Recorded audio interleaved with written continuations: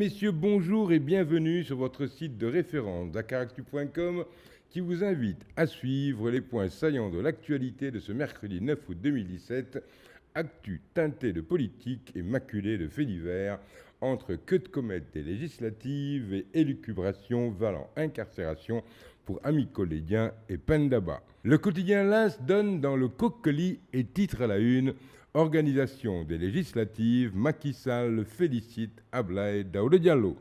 L'As nous raconte par le menu le secrétariat exécutif national de l'APR et nous informe que Macky Sall a adoubé le bon Abdallah Dionne et félicité ADD lors d'une séance de congratulation entre le chef de l'État et ses lieutenants.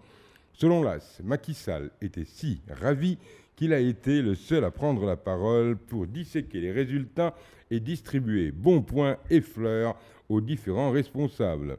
Face aux cris d'orfraie poussés par les uns et les autres concernant l'organisation du scrutin, l'As révèle que Macky Sall l'a relativisé en expliquant que couac ne voulait pas dire échec et que, ma foi, réussir à distribuer 80% des cartes biométriques en 4 mois, organiser le scrutin au Sénégal et dans 39 autres pays, après avoir acheminé 700 tonnes de bulletins relevés d'un travail de titan. Fin de citation, fermez le banc, circulez, il n'y a rien à voir. Pour cela, le ministre de l'Intérieur mérite d'être félicité. Et c'est à la une de Vox Populi que ce satisfecit prend de l'ampleur dans ce titre évocateur: Macky bombe le torse, ose donc Vox Pop et lui fait dire « on a gagné et bien gagné, il faut savourer cette victoire ». Mais avec un bémol souligné par l'Observateur qui nous compte aussi que Macky Sall a félicité ses soldats, non sans les appeler, pas folle la guêpe, à plus d'humilité. Soignons nos comportements, leur a-t-il conseillé, en rajoutant, c'est dans l'Observateur, de bannir la politique de l'argent.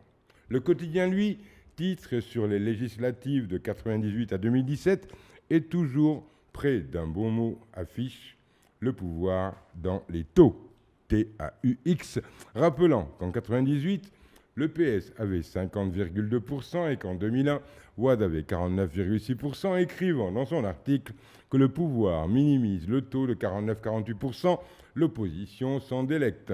Si les législatives, rappelle le quotidien, ne sont pas une photocopie pour une présidentielle, Macky Sall a au moins 18 mois pour redresser la barre, expliquant que le message du 30 juillet a une forte ressemblance avec celui des législatives de 1998, à l'issue duquel le PS s'en était tiré avec 50,2%.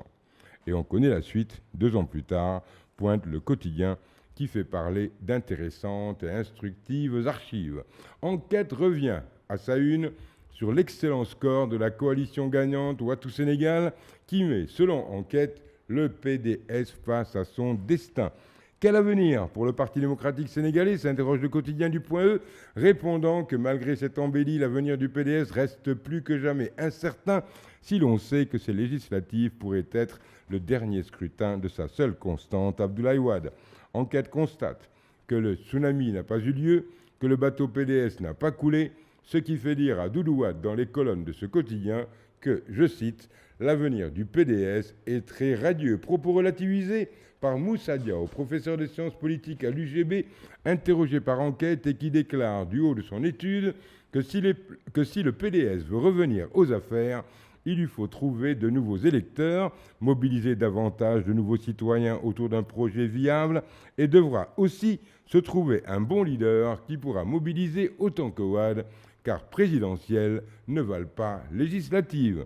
Pour Moussa Diaw, la question est simple.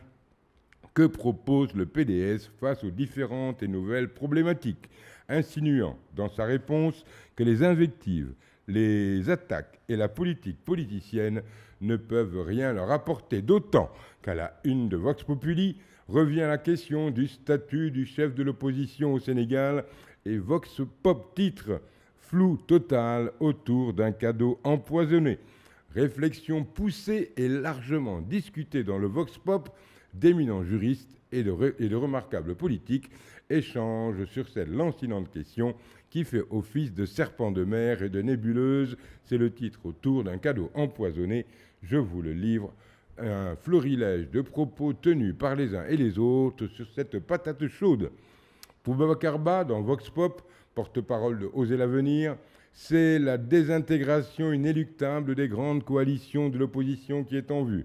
Pour le professeur Babacar Gueye, c'est encore dans le flou total, puisque le professeur constitutionnaliste Abdoulaye Gueye, il n'y a pas de critères déterminés par la Constitution et la loi pour dire qui est le chef de l'opposition, tandis que Moussatine botte en touche et déclare que la question est complexe parce qu'on ne sait pas comment établir le statut. Le statut du chef de l'État comme institution et celui de Macky Sall comme chef de l'APR qui a brouillé l'entendement de Ami Colléguin connaît son début de judiciarisation. Et l'Obs va d'un jeu de mots facile, Ami collé au Niouf, repris par le quotidien qui titre Ami collé en studio au camp pénal, inculpé pour offense au chef de l'État. L'Observateur, qui fait parler Maître Bamba Cissé, qui rappelle que les groupes d'échange WhatsApp fermés entre amis ne peuvent être considérés comme publics, tandis qu'Awa Ndiaye, présidente de la Commission de protection des données personnelles, déclare que Ami Collé peut porter plainte auprès de la CDP, car selon Awa Ndiaye, le coupable est celui qui les a sortis du cadre privé et les a divulgués. De toute manière, les élections sont terminées, le feuilleton Ami Collé va se terminer comme l'épisode où les Mané, et comme un buzz chasse l'autre, les Sénégalais vont bientôt changer de logiciel et brancher leur cerveau en mode mouton de Tabaski, puis en mode modulo, Lac 2, Amabaldé et Paposao. Et ces jeunes filles ont du mouron à se faire et de la patience à avoir derrière les barreaux. Duralex, Cedlex. Bonne lecture. À demain, même endroit, même heure, même motif, même punition.